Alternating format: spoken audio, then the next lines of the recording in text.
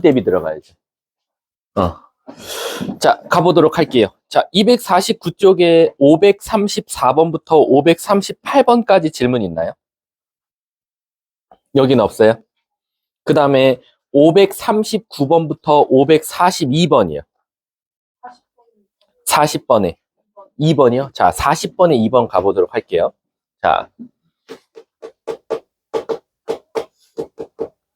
자, 540번에 2번 보면요. 어떤 실수 x에 대하여 라고 되어 있어요. 여러분, 우리 저번에 말했지만 어떤 실수라는 말이 나오면 뭐였지? 되는 게 있어야 돼. 안 되는 게 없으면 안 돼요. 어떤 실수를 넣었대? 어디다가? 요 2차식에다가 x제곱 플러스 10x 그 다음에 마이너스 플러스 3k 마이너스 4. 그랬더니 0보다 무슨 쪽이 작거나 같은 쪽이 꼭 존재했으면 좋겠대. 그럼 우리 머릿속에서 이런 생각을 해보는 거죠. 어떤이라는 건 되는 게 꼭 있어야 되는데 되는 게 지금 0보다 작거나 같은 쪽에 있어야 되는데 근데 그게 하필 뭐였으면 좋겠대? 거짓이었으면 좋겠다라는 거야. 그럼 다시 말하면 어떤 걸 넣어도 0보다 작거나 같을 순 없다라는 거나 마찬가지야. 그럼 그림이 어떻게 생겨야 되지? 0보다 작거나 같은 쪽에 되는 게 없대. 그럼 최소한 그림이 공중에 붕 떠 있어야 되는 거 아니냐. 그러니까 나는 이거를 판별식을 이용해서 찾을 수 있겠더라라는 거지. 그래서 판별식을 써보면 b제곱 마이너스 ac 그럼 이렇게 나오겠죠. 걔가 0보다 작다. 그러면 29가 나올 거고 3k가 될 거니까 따라서 k는 39, 27 정도 되겠네요. 9점 블라블라보다 크니까 문제가 뭘 찾아야 했죠? k의 최소값. k는 따라서 정답은 10 이렇게 정답이 되겠네요. 왜요? 해설지 봐 빨리. 이거 오류일 수도 있잖아. 이 밑에 거 답 믿지 마세요. 웬만하면 틀리면. 해설지 좀 봐줘. 540번에 2번 좀. 오류인가? 아무도 없니 해설지? 오류야? 오류래 얘들아. 답이 10이야 그러면. 밑에 있는 답지는 오류 날 가능성이 크잖아요. 이 새끼들도 옮겨 적다 컨트롤 CV 하다가 실수할 수도 있으니까. 답은 10입니다. 어디서 오류였어? 답이?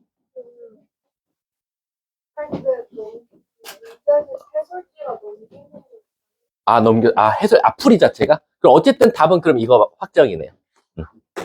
자, 다음 또 질문이요. 없습니까? 그럼 터프로 넘어갈까요? 543번부터 547번까지 질문이요. 546번이요? 자, 한번 가보도록 할게요. 그 전엔 없어요? 546번 전에? 45번에 1번부터 먼저 하고 갈게요. 544번?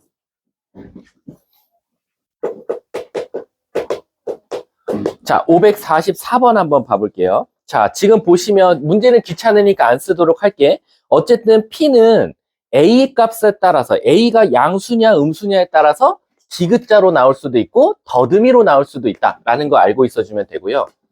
그 다음에 Q는 항상 그냥 더듬이로 나오겠네. 근데 B보다 크다니까 뭐 이쪽으로 Q는 이런 모양이 나올 거다라고 생각하시면 될 것 같아요. 자, 이제 시작해 볼게요. 기억. 만약에 A가 0이면 얘들아 A가 0이면 무슨 일이 일어나는지 봐볼게. A에다 0 넣어봐. 0은 0보다 작다? 그럼 이건 말이 안 돼. 그럼 따라서 얘를 만족하는 P의 진리집합은 뭐 나와? 말이 안 되니까 공집합이 될 수밖에 없겠다. 기억은 맞을 수밖에 없겠네. 니은 가볼게. A가 만약에 양수면 무슨 모양으로 나올 거예요?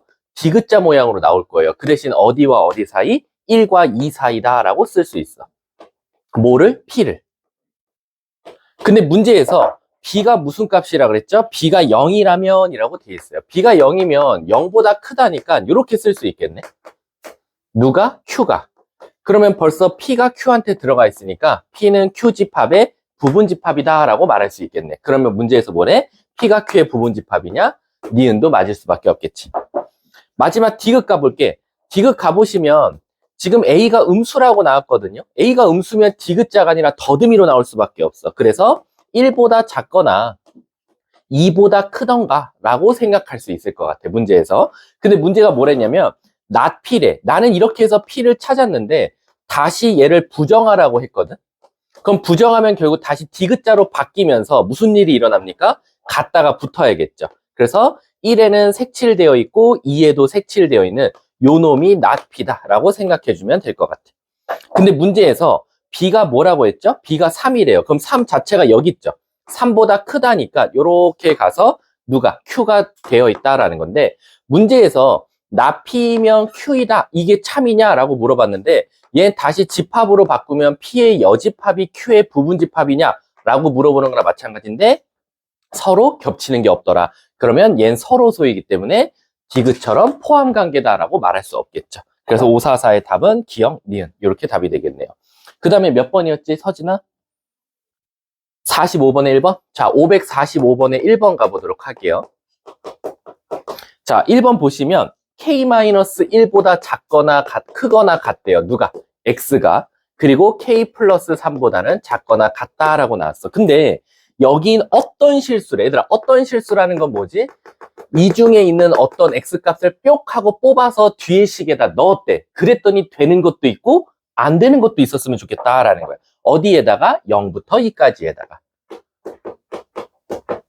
자, 아이고. 자, 0과 2에는 같다가 있죠? 자, 이게 참이었으면 좋겠다라고 나왔어. 그럼 얘들아, 이런 생각을 해보자고. 뭐냐면, 방금 어떤이라는 건 되는 것도 있고 안 되는 것도 있다는 거잖아. 그럼 0과 2는 이미 픽스야. 0, 2는 무조건 픽스이기 때문에 요렇게 그릴 수가 있어. 그런데 요 앞에 K-1부터 K 플러스 3이 어떤 실수라는 건 되는 것도 있고 안 되는 것도 있다라는 건 최소한 교집합이 존재해도 되고 아니면 안에 폭하고 들어가 있어도 되기 때문에 사실상 요렇게 그림이 생기면 되지 않냐라는 거야.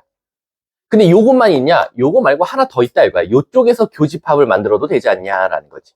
요렇게. 그래서 우리는 1번과 2번을 나눠서 생각해보자. 1번. 만약에 요렇게 교집합이 생기려면 여기가 K 플러스 3이기 때문에 K 플러스 3이 0보다는 무조건 어때야겠다? 커야겠다. 그리고 모양이 똑같으니까 같다를 붙이면 되겠다. 그래서 K는 최소한 마3보다는 크거나 같아야 되지 않냐라는 첫 번째 관계식을 찾을 거예요. 두 번째는 만약에 이쪽에서 교집합을 만든다라고 하면 이쪽은 K-1이니까 K-1이 어떻게 되겠어? 2보다는 작거나 같아야 되지 않냐라는 거지. 그럼 K는 뭐? 3보다는 작거나 같다라는 거지. 그럼 최종적으로 K 값은 마이너스 3부터 3까지라는 사실을 알게 되기 때문에 문제에서 뭘 찾아달랬죠? 이걸 만족하는 개수. 그러면 마3부터 3까지는 7개. 정답이 이렇게 나오겠네. 자, 다음 또 질문이요. 2번도 해줄까요? 자, 2번 한번 가볼게요. 아, 우리 저기 뭐지? 남자 화장실 공사, 없네. 됐다. 남자 화장실 공사해서 다른 데 쓰라고 하려더니, 우리 한 명 남자애가 월수금으로 옮겼지? 자, 545번에 2번 한번 가볼게. 자, 문제를 한번 읽어보면요.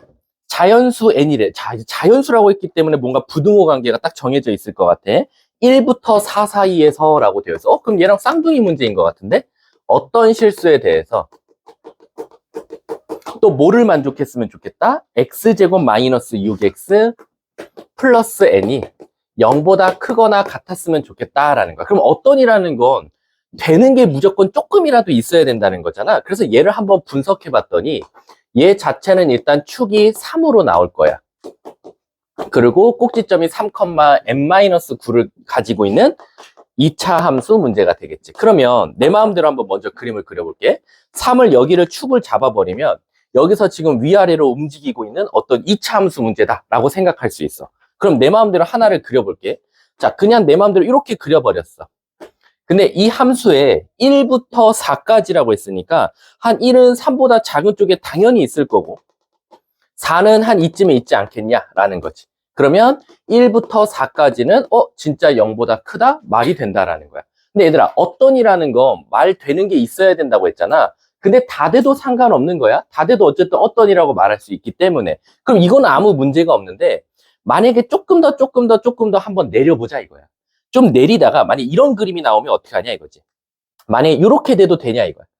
요렇게 조금 뾰족하긴 하지만 이렇게 생긴 그래프를 그려볼게. 그러면 1부터 4까지 사이에서 1부터 4 사이면 여기를 의미하겠지. 0보다 큰 쪽이 있냐라고 생각할 수 있냐는. 오, 있다. 왜?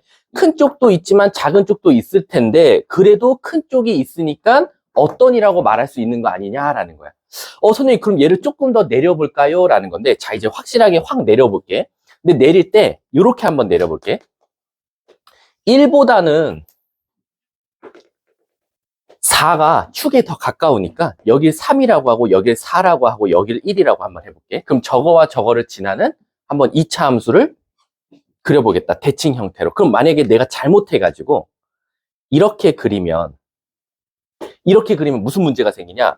1부터 4까지 중에서 항상 0보다 작기 때문에 말이 안 되더라라는 거야. 이해 가십니까? 그럼 이제 말될 때를 생각해 보니까 1 넣었을 때와 4 넣었을 때가 둘 중에 누가 더 최대값을 갖지, 얘들아? 1 넣었을 때겠지. 그러니까 이 그림은 무조건 좀 대칭형으로 1부터 4라고 했을 때 1부터 4 이런 모양의 구간이 살아남는다는 거야.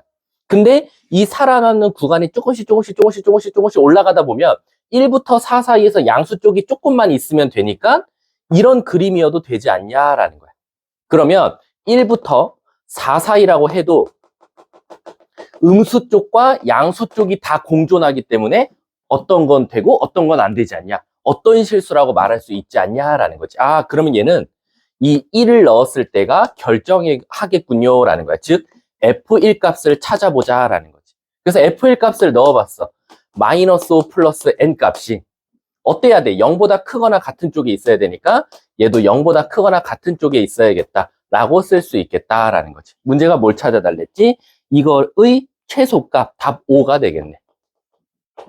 이렇게 이해 가셨습니까? 그러니까 4는 쓸 필요가 없는 게 3에 더 가깝기 때문에 1이 더 위쪽에서 생긴다라는 거지. 이해하셨죠? 자, 다음 또 질문이야. 547번이요. 자, 547 한번 가볼게요. 좀 더운데.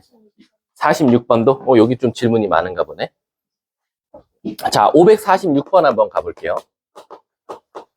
자, 546 보시면, 자, 이거 선생님 바로바로 할게요. 여러분들도 할 수 있으니까. 절대값 나왔다고 무조건 범위를 나눠서 푸는 게 아니라 하나짜리는 쉽죠? 어디와 어디 사이? -2와 2 사이라고 쓸 수 있고, 다시 K를 더해주면 이렇게 쓸 수 있겠다라는 거야. 그럼 얘는 일단 P의 진리집합이 되겠다. Q는 어떻게 나왔죠? Q는 인수분해가 바로 될 것 같은데 -5랑 4, 1이니까 X 이퀄 어디부터? -1부터 5까지라고 바로 찾을 수 있다라는 거야. 근데 문제에서 뭐라 그랬냐면 P이면 Q이다와 P이면 not Q이다 가 모두 뭐였으면 좋겠다? 거짓이 됐으면 좋겠다라는 거야. 그럼 얘들아 잘 생각해봐. P는 절대 Q에 들어가지 말래. 원래는 P가 Q에 들어가 있다는데 걔도 지금 거짓이 됐으면 좋겠대. 그러면 P가 Q한테 들어가면 안 되니까 최소한 이런 그림은 안 된다라는 거지. 이런 그림은 안 되고 P가 Q한테 들어가 있다가 거짓이 되려면 P와 Q가 서로 소일 수도 있는 거고, 다시 말하면 그치? 또는 P와 Q가 어중간하게 교집합이 만들어지게끔 존재해도 상관없어. 왜? 얘가 되든 P가 Q한테 들어가 있다는 거짓이 될 거니까. 됐지? 두 번째, P가 not Q에도 들어가면 안 된대. 근데 얘들아 우리 상식적으로 생각해 볼게. 집합으로 따지면 P집합이 Q의 여집합에 들어가 있지 말라는 거거든. 근데 아시다시피요, 만약에 첫 번째 그림이면 무슨 문제가 생기냐면 Q의 여집합이 요 바깥쪽 부분이거든요. 그러면 Q의 여집합 안에 누가 들어가 있어? P가 들어가 있단 말이야. 근데 얘도 거짓이 됐으면 좋겠으니까 아, 이거는 서로를 방지해 주는 거구나. 따라서 이 경우가 안 되니까 최종적인 정답은 얘가 되겠구나라는 거야. 그럼 무조건 그림이 두 번째 그림이어야 된다라는 건 우리에게 뭘 돌려서 말해주고 있는 거지? 서로는 되지 마. 근데 들어가면 안 돼. 라는 건 어중간하게 교집합이 조금이라도 존재했으면 좋겠다. P와 Q의 교집합이 공집합은 아니면 된다라는 거야. 그리고 절대 P가 Q한테는 들어가면 안 돼라고 생각해 주시면 되는 거예요. 이해 가셨습니까? 아까 얘랑 좀 차이가 있죠. 이 문제는요, 얘가 옆으로 가다가 요 안에 쏙 하고 들어가도 아무 문제가 없어요. 왜? 어떤이라는 건 되는 게 한 개 이상 있으면 되는 건데 무조건 다 돼도 우리는 어떤이라고 말할 수 있거든요. 다 될 때는 우리가 어떤을 모든으로 고쳐서 쓸 뿐이에요. 근데 얘는 뭔가 이렇게 옆으로 이동하다가 쏙 하고 들어가는 건 방지하자라고 생각해 주시면 돼요. 이해하셨습니까? 자, 그럼 한번 그림을 다시 그려볼게요. 자, 먼저 고정되어 있는 Q부터 먼저 그려볼게요. Q가 -1부터 5까지가 되어 있어요. 이렇게 슉슉슉 Q. Q의 진리집합은 대문자로. 자, 그럼 이제 여기에 P를 그릴 건데요. 첫 번째, 선생님, 이렇게 있으면 되겠네요. 그렇지. 그럼 얘도 경우의 수가 두 가지로 나눠질 것 같아. K-2, K 플러스 2, 1번 경우. 2번은 이렇게 교집합을 만들고 있으면 되지 않을까라는 거야. K-2, K 플러스 2. 아니, 그럼 아까 문제랑 똑같은데 이거 왜 이 학생은 이걸 왜 질문했을까요? 여기서 차이가 있을 것 같아. 만약에 너 1번의 경우라고 한번 생각해보자. 그러면 K 플러스 2는 마이너스 1보다는 크거나 같아야 되는 건 맞아요. 그래서 K는 마이너스 3보다 크다가 일단 첫 번째로 나올 거야. 근데 아까 여기 썼던 문제는 여기서 끝났어.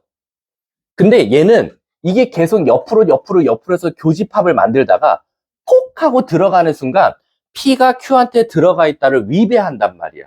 그렇기 때문에 이 K-2도 옆으로 이동하되 절대 마이너스 1보다 큰 쪽으로 들어가면 안 되겠다. 그래서 하나 더 추가해 줘야 돼. 뭐? K-2는 절대 마이너스 1보다 크면 안 돼. 작아야 돼. 라고 생각하시면 되겠죠. 근데 왜 갔다가 왜 빠져요? 아니, 왜 빠지긴요. 얘가 만약에 마이너스 위에 올라가 있다면, 요 위에 올라가 있다면, 이 노란 색깔은 모두 다 흰색 위에 올라가 있기 때문에 P가 Q한테 포함된다가 말이 돼버리거든. 그래서 얘는 갔다가 빠져야겠다. 올라가더라도 얘는 뻥 뚫려 있고 얘가 색칠돼 있어도 얘는 제외당할 거 아니냐. 근데 얘네들이 지금 같은 색깔이니까 절대 이 위에는 올라갈 수 없다라고 생각하시면 되겠죠. 따라서 K는 1보다 작다가 추가가 돼서 요 두 가지의 답은 뭐가 나옵니까?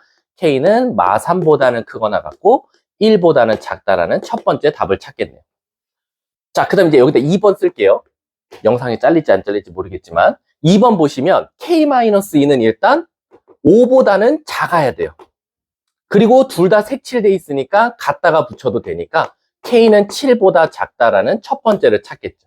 근데 얘도 또한 옆으로 가다 보면 폭 하고 들어가면 안 되니까 뭐를 따져줘야 돼? K 플러스 2는 5보다는 커야 되지 않냐. 절대 얘보다 작은 쪽으로 들어가면 안 되더라. 따라서 K는 3보다 크다라는 관계식을 찾더라. 따라서 얘와 얘의 공통 범위는 뭐가 됩니까? K는 3보다는 크지만 7보다는 작거나 같다라는 거지. 그럼 얘들아, 우리가 수학에서 1번 경우, 2번 경우 이렇게 나눴다는 건 합집합이야, 교집합이야? 합집합이지. 왜? 이거 또는 이거라고 말할 거니까. 그럼 결국 또는이니까 얘와 얘는 곱법칙이 아니라 합법칙이다 라고 생각하면 돼. 애들이 가끔 가다가 어떤 거 엉뚱한 짓 하냐면 얘와 얘의 교집합 찾는 친구들이 되게 많아요. 경우의 수를 나눴다는 건 절대 교집합이 아니라 합집합을 말해야 됩니다. 문제가 뭘 구해달래요? 6번이었죠. 이랬을 때 K 정수의 합, 그럼 여기는 마3, 마2, 마1, 0 이렇게 나올 거고 여기는 4, 5, 6, 7 이렇게 나오겠네. 그럼 여기가 결국 마이너스 몇이야? 6이니까 요거랑 요것만 없어지면 되니까 답은 16 이렇게 나오면 되겠네. 보기 몇 번? 2번에 바로 정답이 있겠네. 아셨죠? 그래서 이거랑 아까 방금 전에 질문했던 거 뭐였지? 545번이었나? 아무튼 그거랑 차이점을 아셔야 됩니다. 요거를 왜 줬을까라고. 이게 거짓임을 왜 줬지? 폭하고 들어가면 안 되겠다. 학교 시험은 이런 걸 내겠죠. 자, 다음 또 547번 한번 가보도록 할게요. 마지막 문제죠, 547.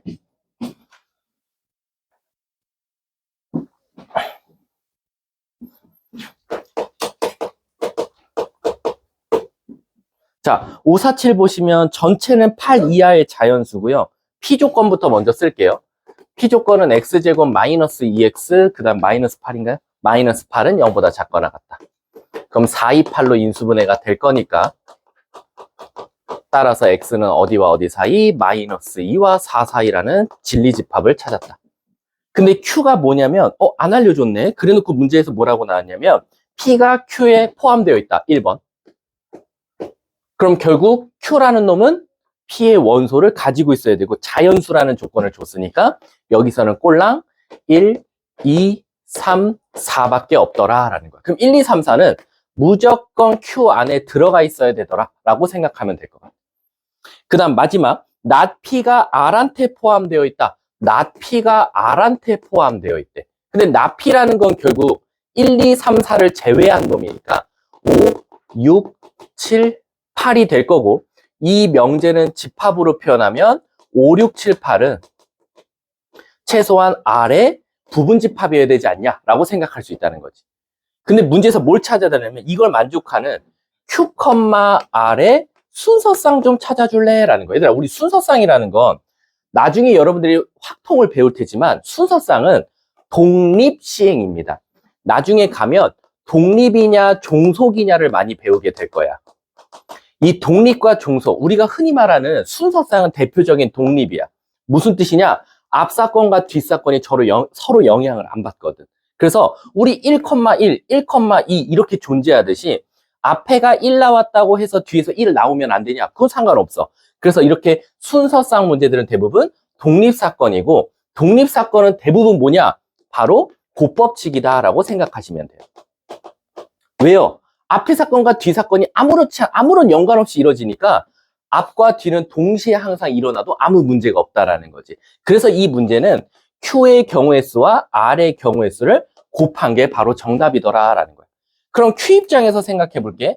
나는 1, 2, 3, 4, 5, 6, 7, 8에 들어가는 부분 집합인데 나는 꼭 1, 2, 3, 4를 갖고 있어야 돼. 그럼 4개 지울 거니까 2의 4승에서 16이 나올 거고, R 입장에서도 1, 2, 3, 4랑 관련이 없어. 5, 6, 7, 8만 꼭 가지고 있으면 되니까 나는 전체 1, 2, 3, 4, 5, 6, 7, 8의 부분 집합인데 5, 6, 7, 8을 꼭 가지고 있어야 돼. 또 4개가 남으니까 2의 4승에서 정답은 2의 8승 256이 정답이 될 수밖에 없다 라고 생각해 주시면 될 것 같아요.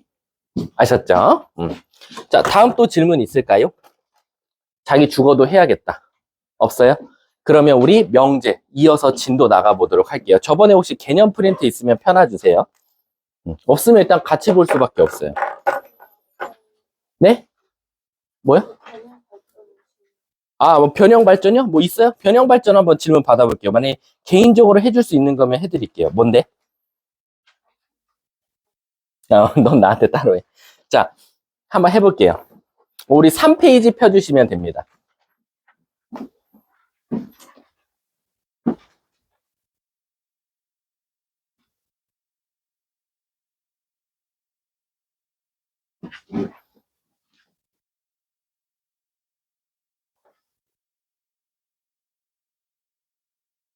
그 문제 한 권 더 푸는 거, 간단하게 소개하자면, 선생님은 월, 화, 수, 목, 금은 매주 10시까지 학원에 오거든. 못해도 9시면 와 있거든.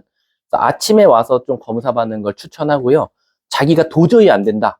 그러면 오후에 올 것 같으면, 학원 오는 날 한 30분 전이나 1시간 전에 와서 검사 맡아주고, 그 문제집은 중간고사 범위까지만 풀 겁니다. 중간고사 범위는 2차 방정식과 2차 함수가 최대 맥스니까 거기까지만 푼다라고 생각하시면 되고, 그 다음에 또 알려줄 거?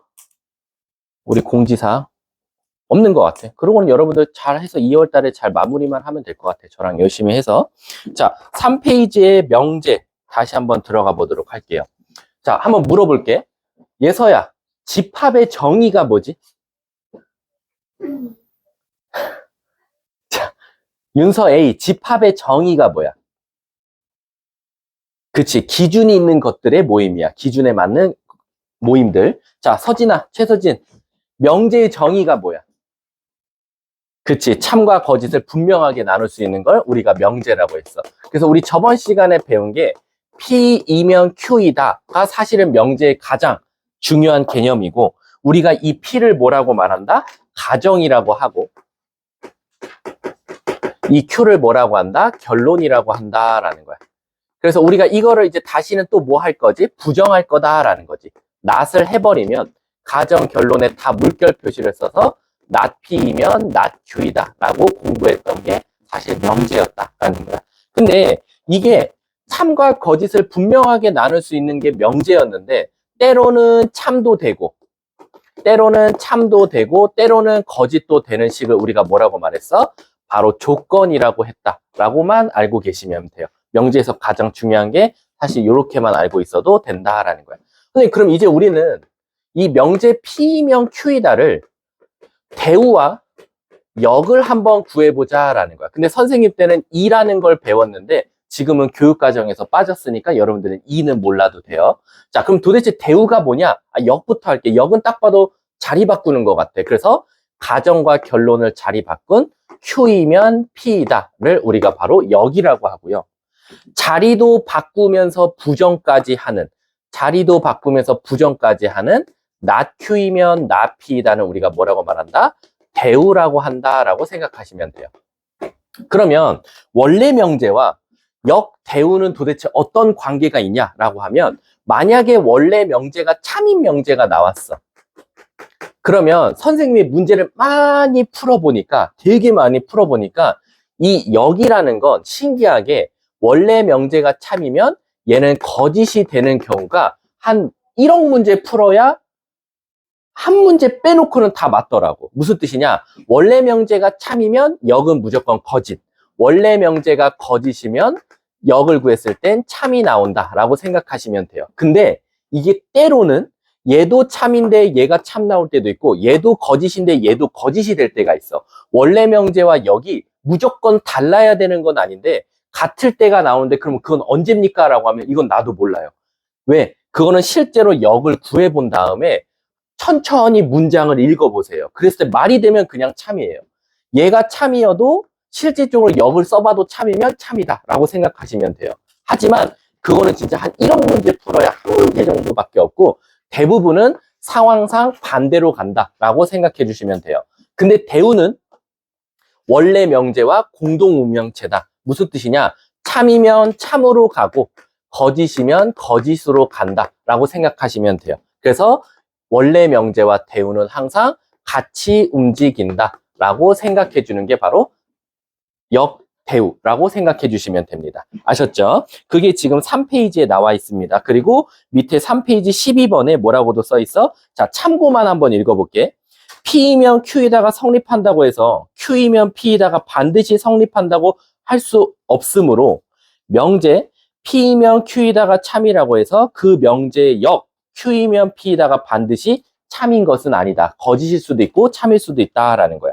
따라서 즉 명제 P이면 Q이다가 참이라고 해도 역 Q이면 P이다가 반드시 참인 것은 아니다 라고 생각해 주시면 되는 겁니다. 자, 그 다음에 이제 3단 논법에 대해서 배울 텐데, 3단 논법은 사실은 뭐 되게 많이 쓰이는 거죠. P이면 Q이다. 근데 이게 Q이면 R이다라는 걸 증명했대. 그러면 실질적으로 우리는 어떻게 말할 수 있어? P이면 R이다라고 말할 수 있다라는 거지. 왜냐면 이건 사실 어디서 배웠냐면, 이건 집합에서도 한번 배웠어요. 집합의 성질에서 배웠었죠. 교환법칙 통한다. 그 다음에 결합법칙 통한다. 하지만 3단 논법도 통한다. 거기서 나왔던 게 사실은 집합이고 그게 그대로 명제로 넘어왔다라고 생각하시면 돼요. 근데 이 3단 논법에서 중요한 건 뭐냐면, 얘네들이 다 참이라고 나오면 항상 플러스로 여러분들은 모두 구해야 되냐? 각각의 대우도 구해줬으면 좋겠다. 따라서 not Q이면 not P이다. not R이면 not Q이다. 그럼 얘도 3단 논법 통할 것 같잖아. 맞아요. 그래서 얘도 뭐가 나옵니까? 아, 실질적으로 not R이면 not P이다도 성립하더라라는 거야. 그래서 얘들아 잘 봐봐. P이면 Q, Q이면 R, P이면 R이잖아. 그럼 얘가 참이니까 얘 대우도 참인데 얘가 바로 대우구나 라고 생각할 수 있다라는 거야. 그래서 원래 명제와 대우는 항상 같이 가는구나 라는 게 한 번 더 증명하게 되는 겁니다. 아셨죠? 그게 3페이지에 왜 오른쪽 맨 밑에 있다라는 거지. 자, 선생님, 그러면 우리가 이 대우와 이 역은 도대체 언제 사용합니까? 너네 살면서 대우랑 역 써본 적 있어? 근데 대우는 되게 많아. 대우는 내가 이러지. 자, 오늘 시험 잘 보면, 오늘 숙제 잘했으면 집에 일찍 보내줄게. 자, 숙제 잘하면, 숙제 다 했으면 집에 일찍 보내줄게. 집에 일찍 갈게. 그럼 결론적으로 여기가 바로 가정이고 여기가 결론이잖아. 그럼 결국 숙제 다 했으면 집에 일찍 갈 거야. 이게 바로 명제라는 거거든. 그럼 이거를 증명해보자 이거야. 진짜 숙제 다 하면 선생님이 일찍 보내줄지 증명을 하려면 두 가지 방법이 있다는 거야. 첫 번째는 대우를 이용하는 방법이 있는데 그걸 바로 1번 대우법이다라는 거야. 대우법. 자, 그리고 또 하나 가정인데 또 하나는 뭐냐면 선생님, 가정과 결론 없이 결론만 내놓은 명제를 증명할 수 없나요? 라는 거야. 예를 들면 결론만 존재하는 거야. 그럼 결론만 존재하는 아무 예시나 하나 적어주시면 안 돼요? 이런 거지. 루트 2는 무리수이다. 이건 가정이 없어. 그냥 루트 2는 무리수라는 결론만 나왔어. 그랬을 때 우리는 바로 얘를 뭘 쓰냐? 바로 기류법을 쓴다 이거야. 그래서 기류법을 쓸지 대우법을 쓸지는 누가 결정하냐? 가정이 있냐 없냐를 먼저 찾아봐야 된다라고 생각하시면 돼요. 그래서 가정이 있으면 대우법을 통해서 증명하고 결론만 존재하면 가정이 없으면 기류법을 쓴다라는 거야. 근데 그럼 대우법은 뭡니까? 그러면 진짜 이거 대우 한번 찾아봐봐. 이거 대우가 뭐야? 집에 늦게 간다. 어떠면? 숙제를 못했으면. 그 말 뜻은 뭐냐면 집에 늦게 간 애들만 먼저 부르는 거야. 너 집에 늦게 갔어? 응. 너 집에 늦게 갔어? 아니. 너 집에 늦게 갔어? 응. 그래서 집에 늦게 간 애들만 먼저 찾은 다음에 걔네들한테 물어보는 거야. 너 숙제 했어? 안 했어? 그랬더니 신기하게 진짜 집에 늦게 간 친구들이 숙제를 다 안 한 거야. 그럼 얘가 참이 되겠지. 근데 아시다시피 아까 대우와 원래 명제는 어떻다 그랬어? 공동우명체야. 그래서 대우를 찾아서 증명했더니 참이니까 원래 명제도 참이다라고 거꾸로 말하는 게 바로 대우법이다라는 거야. 근데 웬걸? 집에 늦게 간 학생들한테 물어봤어. 너 집에 늦게 갔어? 응. 근데 너 숙제 다 했어? 나 다 했는데 집에 늦게 갔어. 왜? 선생님이 나 싫어해. 그래서 늦게 갔대. 그럼 잘 봐. 집에 늦게 갔는데 걔한테 물어보니까 숙제를 다 한 거야. 그럼 이게 거짓이 되거든. 선생님이 거짓말 나한테 쳤네요. 숙제 다 한 사람 일찍 보내준다라고 했는데 집에 늦게 갔는데 숙제 다 했던 사람이 있었어요 라는 거야. 그러면 이게 거짓이면 내가 처음에 뱉은 말도 거짓이었다라고 증명하는 게 대우법이더라 라는 거야. 근데 그럼 대우법은 언제 써요? 그냥 가정 결론이 있으면 다 써도 되나요? 아니죠. 가정과 결론이 있다고 해서 꼭 대우법을 쓰는 건 아니고 하필 내가 증명해야 되는 문장에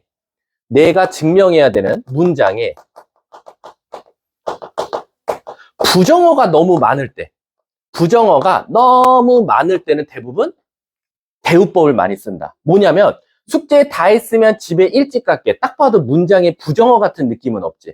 숙제 다 하면 좋은 뜻이고 일찍 갈게. 더 좋은 거잖아. 근데 이렇게 나오면 숙제 다 못하면 집에 일찍 안 보낼 거야.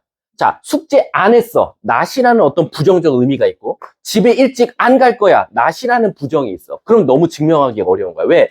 숙제 안 한 애를 고른 다음에 걔네가 집에 늦게 갈지 안 갈지를 따져보는 것보다는 숙제를 만약에 안 하면 집에 일찍 못 가. 그러면 증명하기가 힘드니까 대우법을 써보는 거야. 집에 일찍 갔다는 건 바로 숙제를 다 한 거나 마찬가지구나. 그래서 집에 일찍 간 사람 손들어, 숙제 다 한 사람 손들어. 그래서 따져서 얘가 참거짓을 판단해서 얘를 다시 증명하면 된다라는 거지. 그래서 대우법은 너네가 딱 읽어봐도 알아. 이렇게 부정어가 많아요. 가정도 자꾸 안 좋은 뜻이 있고 결론에도 안 좋은 뜻이 있어요. 그럼 대부분 대우법이야. 자, 근데 루트 2는 무리수이다. 반대로. 자, 루트 2는 무리수이다. 여러분들 1 더하기 1이 2다라는 증명 해보셨어요? 1 더하기 1은 왜 2야? 수연아, 왜 1 더하기 1은 2지? 그냥 한 몇 살 때, 한 4살 때, 3살 때 엄마가 그렇게 가르친 것 같아. 그치? 자석칠판 하나 갖다가 예서야 1 더하기 1은 2야. 그러면 엄마가 2개 빵 더 먹었네. 너 몇 개 처먹었니? 4개예요. 이렇게 말하면서 말할 거 하잖아. 그치? 초등학교 때 엄마도 사실 모르잖아. 엄마도 1 더하기 1인지 왜 모르잖아. 그치? 이제 여러분들은 오늘 이후로 여러분들이 나중에 성인이 돼서 결혼해서 자녀를 낳았어. 그럼 이제 처음에 1 더하기 1은 2를 가르칠 때 아이한테 증명부터 먼저 해주시는 엄마가 됐으면 좋겠어.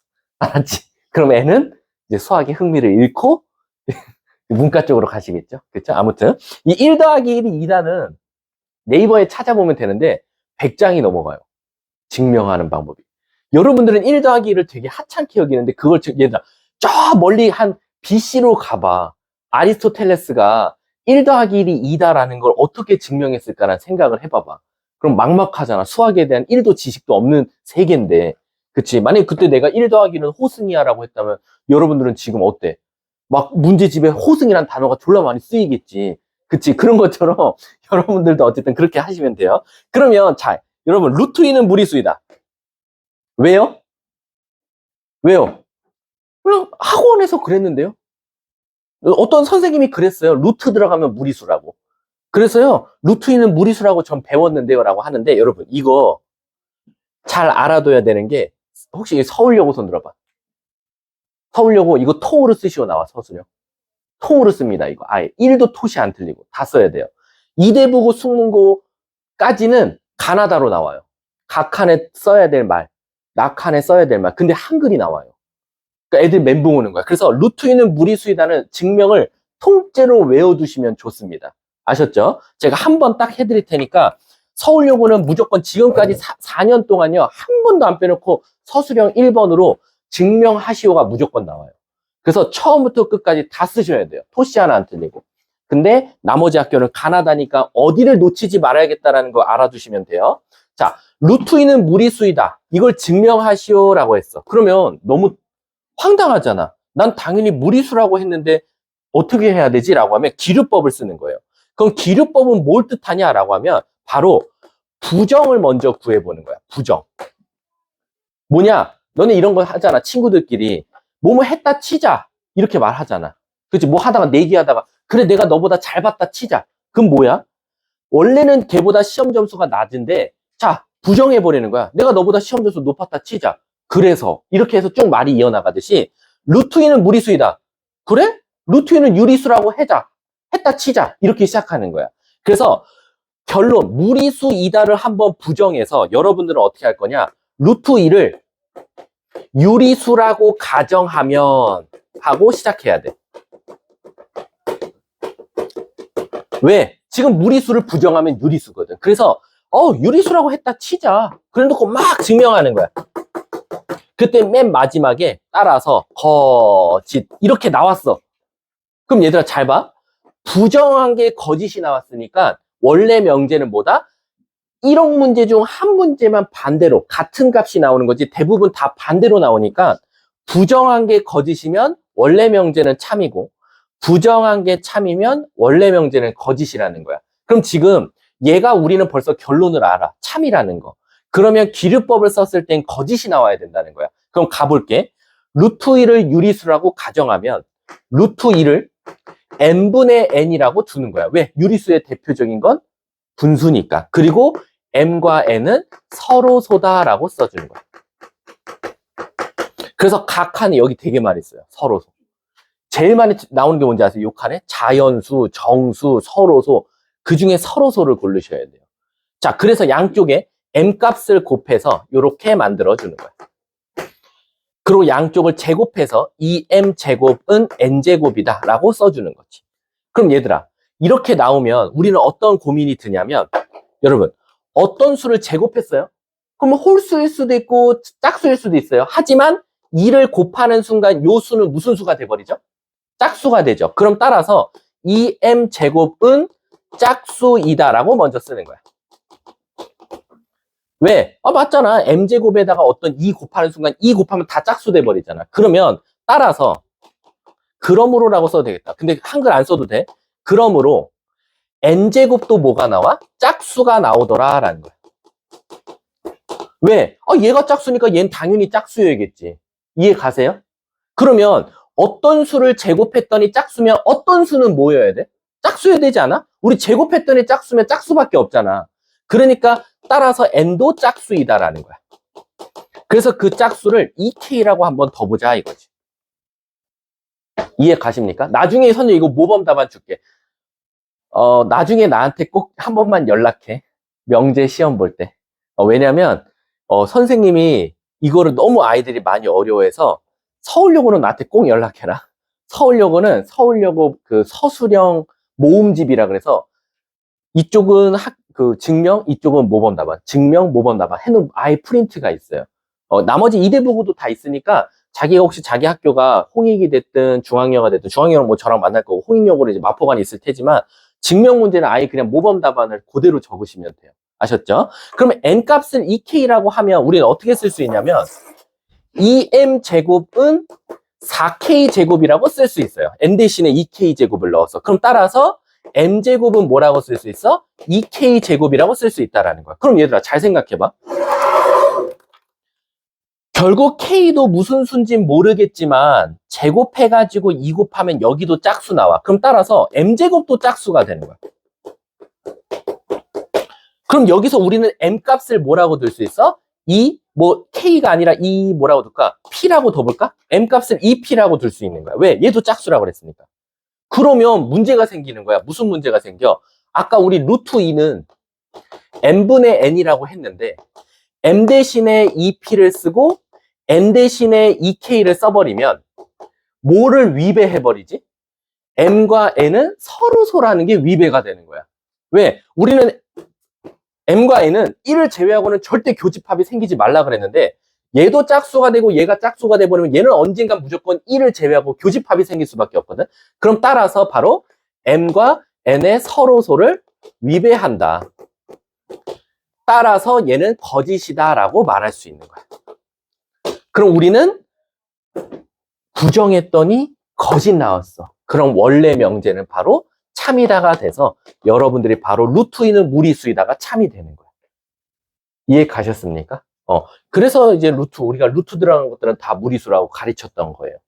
그래서 아셨죠? 요거 학교 시험에 제일 많이 나오는 거예요. 이걸 루트 2를요 신기하게 루트 3, 루트 5 이딴 식으로 바꿔요. 그래도 고민하지 마세요.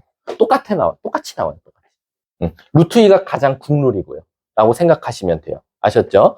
그 다음에 뭐 유명한 것들 많은데 그건 이제 문제통에서 이제 익혀두시면 될 것 같아요. 그게 지금 3페이지다 라고 생각하시면 돼요. 아셨죠? 자, 뒷장 한번 넘어가 볼게요. 이제 충분 조건과 필요 조건입니다. 이 충필, 아이들을 참 많이 괴롭히는 것 중에 하나죠. 그래서 절대 안 틀리게 개념을 꽉꽉 담아서 드릴게요. 자, 가볼게.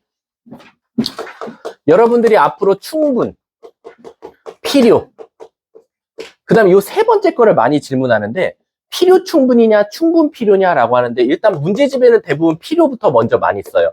그래서 필요 충분 조건, 뭐 필충 조건이라고 많이 쓰는데 학교 시험에서는 상관없습니다. 필요 충분 조건, 충분 필요 조건 똑같이 답으로 인정해줘요. 근데 고등학교 선생님들이 나쁜 말로 말하면 꼰대야. 뭐냐? 필충 이렇게 쓰면 별로 안 좋아 얘들아. 답지에. 그래서 되도록이면 충분, 필요 충분 조건 그냥 깔끔하게 아무리 급해도 뭐 저거 한 단어 더 쓰는데 뭐 10초, 20초 걸리는 거 아니니까 자기 깐엔 빨리 쓴다고 충필 이렇게 쓰는 친구들 많거든. 내 학교 선생님들은 가끔가다 그것도 깎으니까 특히 수행평가는 많이 깎아요. 수행평가는 아이들이 대부분 잘 봐요. 서울여고는 수행평가가 선생님이 알기로 없어요.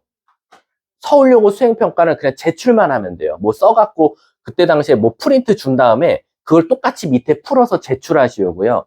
이대부분은 무조건 시험 봅니다. 근데 시험 보는데 앞반과 뒷반을 나눠서 봐요. 근데 졸라 웃겨요. 같은 시험지로 봐요. 근데 다른 날 봐요. 나 이해가 안 가요. 그래서 앞에 1반부터 8반은 월요일 날 보고요. 9반부터 뭐 12반은 화요일 날 봐요. 근데 같은 시험지로 봐요. 수행평가를. 근데 아직도 그건 이해가 안 가요. 매년 그러거든요. 같은 날 안 봐요. 왜냐면 선생님이 자기 수업 들어가서 자기 프린트 준 다음에 하거든. 근데 또 작년에는 또 좀 이슈가 있었어요. 애들이 하도, 얘들아, 난 깜짝 놀랐는데 문제를 몇 문제 주냐면 하나, 둘, 셋, 넷, 다 8문제 주거든요. 프린트로. 2문제씩. 이렇게 학교에서 프린트 주는데 밑에 답지도 똑같이 써 있어요. 모범 답안이. 그걸 먼저 줘요. 답지까지 다 줘요. 그러고 나서 언제 볼 거야? 라고 해요. 그럼 우리 막 저걸 연습시킨단 말이야. 숫자도 바꾸고 변형도 하고 막 쌩 난리를 쳐요. 근데 숫자도 안 바꿔내요. 학교 시험은. 근데 더 웃긴 건 뭐냐면 진짜 거짓말이 아니라 평균이 2점대 나와요. 안 해요, 공부를. 소름 돋아요. 그래서 학원에서 그냥 학원 다니면서 수행평가 대비해준 애들은 잘 보는데 아닌 애들은 다 그냥 포기하나 봐. 그래서 작년에 무슨 이슈가 있었냐면 녹음이 되고 있지만 좀 안 좋은 일이 하나 있었어요. 뭐냐면 애들이 하도 안 좋고 그냥 시험지 받자마자 엎드려 자는 거야. 그래가지고 그때 어떤 선생님 한 명이 하도 안 적어서 내니까 답을 불러준 거야. 답을 1번에 4, 2번에 7 답을 불러서 답을 적게 하고 제출하게 시킨 거야. 그래서 그것 때문에 교육청 감사까지 받았어요, 작년에. 교육청 거기서 나왔어요, 조사하러, 진상조사하러. 그러니까 그걸 누가 신고해가지고. 왜 그러니까 수행평가가 요즘은 되게 중요해요. 여러분들 그 학생부 거기에 거의 40%를 차지하거든요. 학교 시험만큼 중요한 게 수행평가인데 답을 그냥 불러줬어요. 그래서 그때 그 사람이 해명한 게 뭐냐면 과정을 보고 답을 맞췄을 때 점수를 주는 거지 답만 맞췄다고 안 줄 테니 답은 불러줘도 되지 않냐. 이렇게 말을 하신 거야. 아무튼 그것 때문에 좀 말이 커져서 결국 재시험을 봤어요. 결국엔 다시 수행평가를 재시험을 봤거든요. 그러니까 그것처럼 어쨌든 수행평가는 조금 까다롭게 낸다라는 것만 알고 계시면 돼요. 그래서 충, 필 이렇게만 쓰면 조금 선생님들이 안 좋아한다라고 생각하시면 돼요. 자, 그럼 도대체 뭐가 충분이고 뭐가 필요고 뭐가 필요 충분 조건이냐라고 하면 이건 결론적으로는 제일 중요한 게 뭐냐면 진리집합이 제일 중요해요. 진리집합 들어봤어요? 한 글자로 뭐라 그랬어? 근 또는 해라고 했어. 그 말 뜻은 뭐냐면 우리가 어떤 명제가 있다라고 하면 얘를 만족하는 집합의 원소를 이렇게 나타낼 텐데 우리가 이거를 바로 진리집합이라고 했어요. 그러면 이 진리집합이 충분과 필요와 필요 충분 조건을 결정하는 데 아주 중요한 매개체가 될 텐데 예를 들어서 제가 한번 해볼게요. 예를 들어서 x제곱 더하기 y제곱은 0이라는 거야. 그래 놓고 x는 0, y 그리고 y는 0이라고 나왔어. 그럼 얘가 명제 p라고 하고 얘를 명제 q라고 한번 해볼게. 그러면 p와 q는 도대체 충분 조건이냐 필요 조건이냐 필요 충분 조건이냐를 맞추라는 문제가 나올 거야. 그럼 도대체 뭐가 충분이고 뭐가 필요냐? 우선 그걸 따지기 전에 이놈의 진리집합을 찾아보자 이거야. 우리 수학에서 xy는 실수야? 허수 안 돼?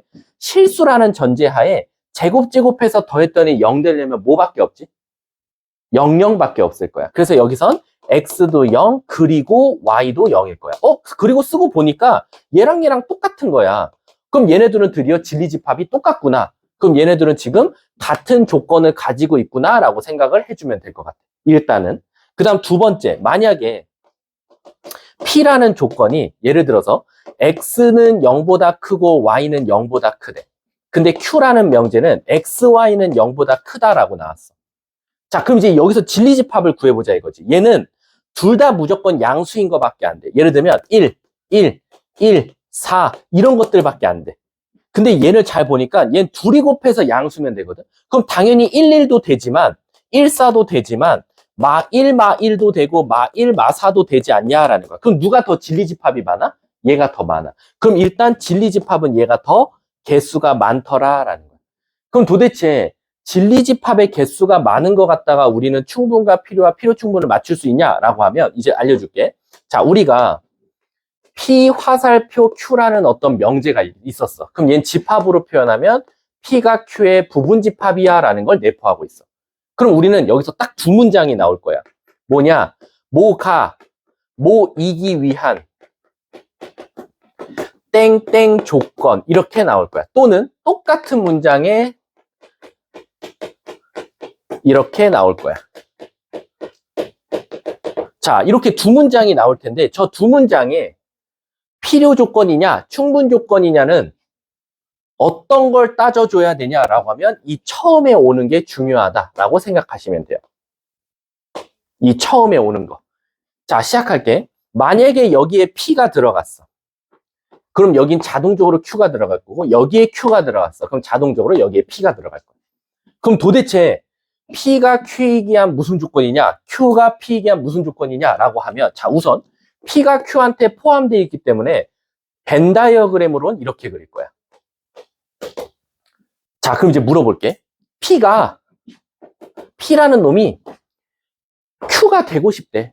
P가 Q이기 위한 어떤 조건이냐라고 물어본 거야. 그럼 우린 기본적으로 P 입장에서는 Q에 다 들어가 있지. 내가 Q가 되기 위해서 만족해야 될 조건을 일단 다 만족했잖아. 자기가 폭 다 들어가 있으니까. 그럼 난 어때? 내가 이제 Q가 되기 위해서 조건을 다 가지고 있으니 난 충분해 라는 거야.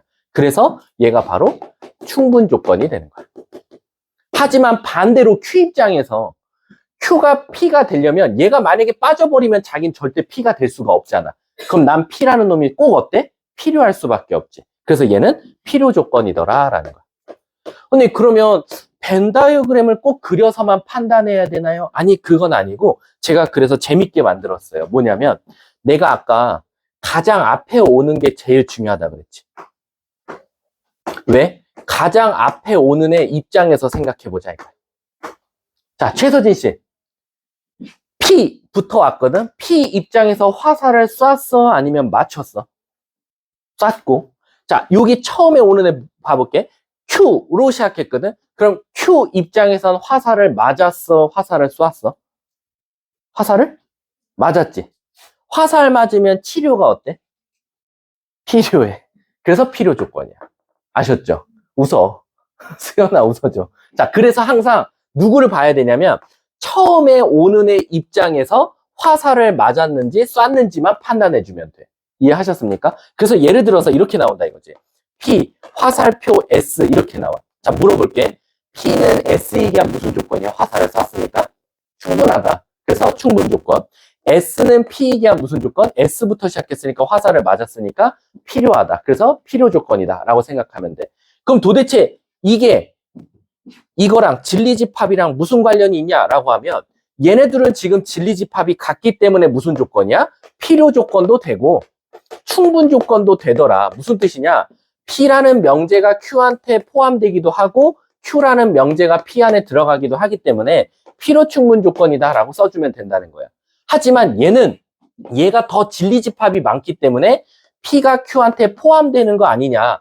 그 말은 명제로 따지면 P 화살표 Q라고 쓸 수 있으니까 P가 Q이기 위한 충분 조건, Q가 P이기 위한 필요 조건이라고 말할 수 있더라라는 거야. 그래서 여러분들이 앞으로 학교 시험에 어떤 문장을 볼 거냐면 다음 중 P가 Q이기 위한 필요 조건을 찾으시오라는 문장을 보게 될 거야. 필요 조건은 그래놓고 보기 1, 2, 3, 4, 5번 나올 거야. 쭉. 그리고 여기 P, 여기 Q. 주저리 5개 이렇게 나올 거야. 그러면 너네들은 먼저 뭐부터 판단해야 되냐? P가 Q이기 한 필요 조건? 선생님, P부터 먼저 나왔어요. P 입장에서 필요래요. 그럼 화살을 맞았다는 거네. 따라서 너네들은 Q 화살표 P를 찾아달라는 거나 마찬가지야. 그러면 이 문장을 다 하나하나 분석하고 있을 시간이 없어요. 그럴 때는 어떻게 하냐? 빨리 P와 Q의 진리집합을 먼저 구하는 거야.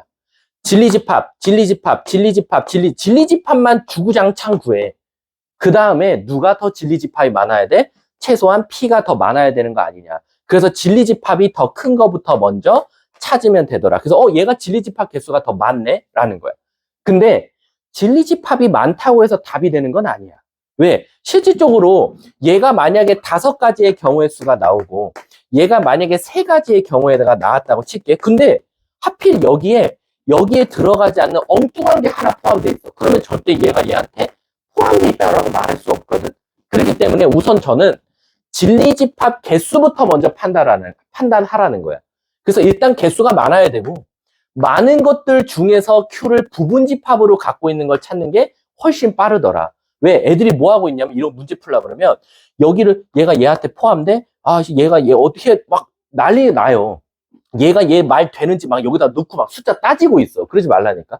진리집합 개수부터 먼저 찾고 진짜 그게 얘를 포함하고 있는지 없는지 그거를 판단하는 게 훨씬 빨리 풀리더라 라고 생각하시면 됩니다. 아셨죠? 자, 그래서 우리가 기본적으로 하나의 명제를 보면 충분조건, 필요조건, 필요충분조건이라는 3개가 나타날 거고 그건 누가 결정한다?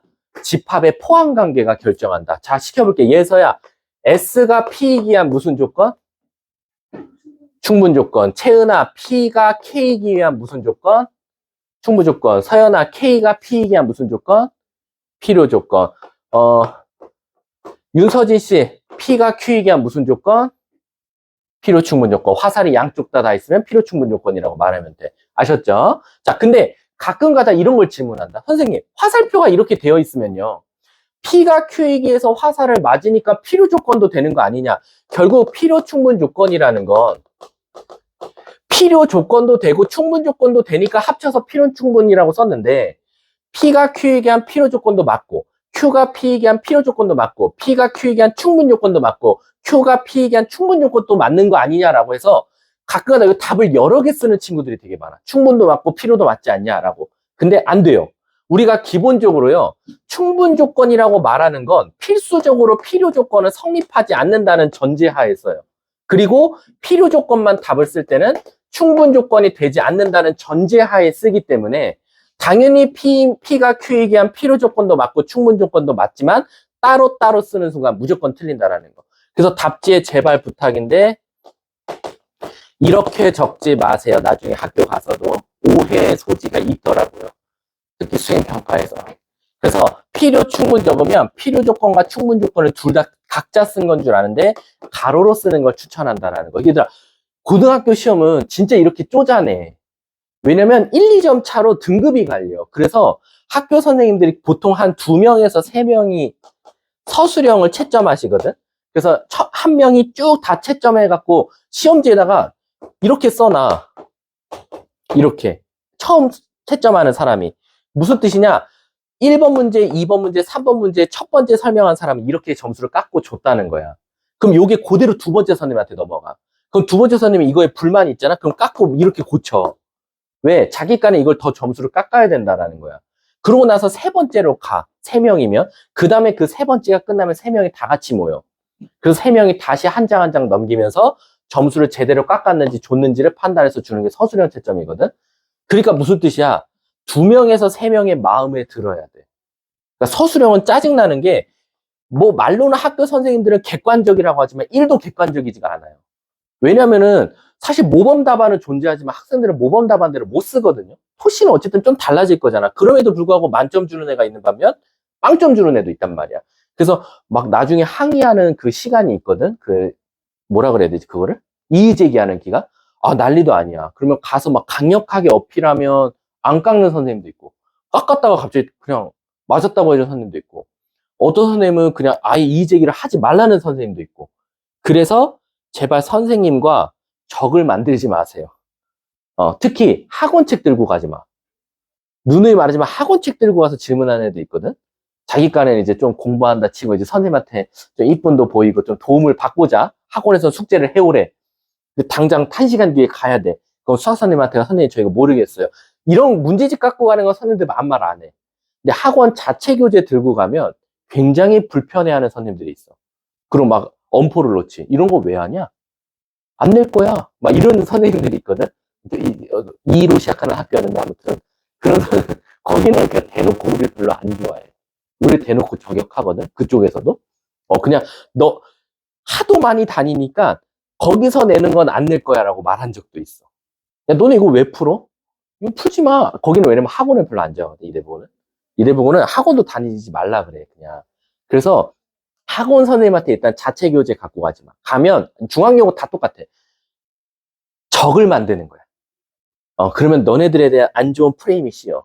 쟤는 학원에 의존하네? 그러면 그 수업에 꾸벅꾸벅 졸아봐. 저 새끼 봐라. 학원은 열심히 다니면서 내 수업은 안 들어? 그러면 진짜 억울하게도 이런 데서. 그게, 그러면 안 되지. 선생님이라면 자기의 감정을 서술형에 채점을 하면 안 되지만, 우리도 사람이야. 선생님들도 사람이고, 지금까지 몇십 년 동안 몇백 명을 봐왔겠니? 그러면 어쩔 수 없으니까, 학교 선생님하고 절대 담쌓지 마세요. 그냥 최대한 그 선생님이 하라는 거 잘 하시고, 숙제 잘 하고, 시험 때 그러면 이의 제기하러 갔을 때, 2점 많이 받아. 진짜로 숙무는 막 5점, 10점이 훅 바뀌었어. 등급 자체가 바뀌었어. 가서 따지러 간 애는 만점 주고, 안 따지러 간 애는 그냥 그 점수 깎아버리고. 그래서, 요런, 쪼잔하지만 요런 것들도 고등학교 때는 입시라는 거. 이게 어쩔 수가 없어요. 요런 것들도 학교의 어떤 색깔이기 때문에 서울여고는 아시다시피 서술형을 많이 안 깎지만, 뭐 다른 학교 숙무는 칼같이 깎고, 그리고 아시다시피 숙무는 점수가 어마어마합니다. 서술형 맨 마지막 문제가 12점이거든요. 그거 날라가면 12점 깎여요. 그럼 88부터 시작이에요. 그러니까 어떻게든지 하나라도 쓰려고 노력한단 말이야. 가서 그래 1점이라도 받으려고 노력하고. 그래서 자기 나중에 학교 시험지 나오면 그걸 또 확인하시면 돼요. 자, 그게 지금 제가 4페이지를 쭉 설명한 거고 주저리 되어 있는데 이것만 기억하면 된다. 처음에 누가 오냐? 그의 입장에서 생각하자. 화살을 쏘면 충분, 화살을 맞으면 치료가 필요하니까 필요 조건이다 라고 생각하시면 돼요. 자, 마지막. 여기 맨 뒤가 선생님이 내신 대비하면서 가장 많이 봤던 대표적인 명제들입니다. 그 누가 누구한테 필요다, 충분히다인데, 자, 한번 그냥 같이 여기서 제일 유명한 거 뭐냐면, 배수 문제 진짜 많이 나와요. 아까 여기 1, 2, 3, 4, 5번 있죠? 여기에 제일 많이 나오는 게 배수예요, 배수. P는 2의 배수. Q는 4의 배수. 자, 아까 제가 말했죠. P가 Q이기한 예를 들어서 충분 조건인 걸 찾아달래. 보기 1번이 얘야. 첫 번째. 선생님, 진리집합 개수부터 찾을게요. 배수는요, 문제가 작을수록 좋아요. 문제가 작을수록. 문제를. 숫자가 작을수록 좋아요. 숫자가 작을수록 좋으니까 얘가 일단 진리집합 개수는 더 많아요. 그 다음에 어떻게 하자? 포함되는지를 보자. 2의 배수와 4의 배수. 저번에 했던 말 기억해? 내가 이거 숫자 들었고 이거 숫자 들어오면 어떻게 할 거야? 내가 누가 누구한테 포함된다 배수 어떻게 찾으라 그랬지? 얘를 소인수분해하면 2 곱하기 2죠. 그 2 안에 얘가 있죠. 그럼 서로 배수 관계야. 알았지? 그래서 얘가 얘한테 포함되어 있다. 그럼 1번은 바로 틀린 거지. 이해 가세요? 자, 이번엔 P가 4의 약수. Q가 64의 약수가 나왔어. 선생님, 얘 어떻게 하죠? 라고 하면, 첫 번째, 배수는 숫자가 작을수록 개수가 많지만 약수는 숫자가 클수록 개수가 많아요. 일단 얘가 개수가 더 많아요. 그 다음에, 진짜 4의 약수가 64의 약수 안에 들어갑니까? 선생님, 전 노가다를 떠서 써봐야겠어요. 내가 그러지 말라 그랬어. 약수나 배수나 똑같아, 원리가. 64를 소인수분해 하니까 4 곱하기 16이야. 4가 원래 여기에 있죠. 그럼 얘는 서로 약수 관계야. 그렇기 때문에 개수도 많고 포함도 돼 있으니까 P가 Q한테 포함되어 있다. 답은 2번이 바로 정답이 되는 거예요. 이해 가셨어요? 나중에 이거 숫자 더럽게 나온다고 얘들아. 그럼 애들 다 쓰고 있다니까, 정말로. 나 아직도 지금 겁나. 이거 Z 더하기 Z 뭐 이런 거 있잖아. 이게 실수가 나왔을 때 이거 겁나 얘들아. 아직도 나 A 플러스 BI 넣는 애 있을까 봐. 아마 난 있다고 봐. 진짜 죽일 거야. 총괄 테스트 이거 있고 다음 주 주간 테스트 보잖아. 아니네? 내일 모레 보네. 내일 모레 얘들아, 우리 이번 주가 주간 테스트 마지막입니다. 이제 없어요. 주간 테스트. 왜냐면 이번에 보는 데까지가 중간고사 범위예요. 그래서 이번 주까지만 주간 테스트 보고 끝나는데, 아무튼 주간 테스트에 내가 원하는 방향과 맞지 않는 방법으로 풀었다. 이거 몸에 들어간다. 내가 찔러버릴 거야, 이걸로. 알았지? 뾰족하게 다뤄가지고. 알았지? 그래서 아무튼 요것도 좀 잘 알아두자라고 생각하시면 되고요. 뭐 밑에는 여러분들 한 번씩 그냥 읽어보시면 돼요. 근데 이게 꼭 다 나온다는 건 아니에요. 이게 꼭 나온다는 건 아니고 유명한 것 대표적인 예만 담궜으니까 요것만 그냥 알고 계시면 된다라고 생각하시면 돼요. 오늘 수업이래. 이번 시간 수고하셨습니다. 잠깐 쉴게요.